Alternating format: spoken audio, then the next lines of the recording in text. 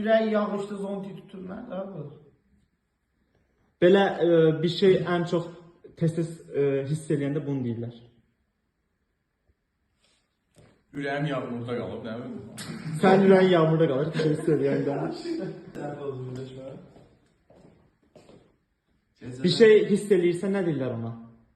Ürəyim abi. Ürəymiş. Ürəyimə xalq. Çık. Ürəyimə damlıyor. Doğru da. Ürəyimə damlayır.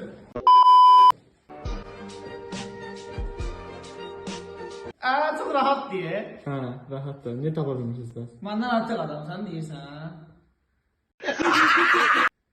Belə daydayın olanda bundan deyirsən. Get mən deyirəm, get. Bu frazoloji. Göydən zəminlə düşmək. Doğrudur. Bu nədir ha? Ürəyin yol olması. Ürəyin hazırlaşıb getməsi. Rəhmətə getmək. Frazoloji birləşmədir, cümlə demirəm sizə. Rəhmətə getmək. Yox. Ürək gedir də yolu. Frazoloji birləşmə deyə rəhmətə gedən bir şey var ha. Rəhmətə getməyəcək frazoloji birləşmə olur. Rəhmətə getmək üçün. Mən beləyəm. Mən bax belə şirinəm, safam, təmizəm, tez allananam. Ürək getdi öldü.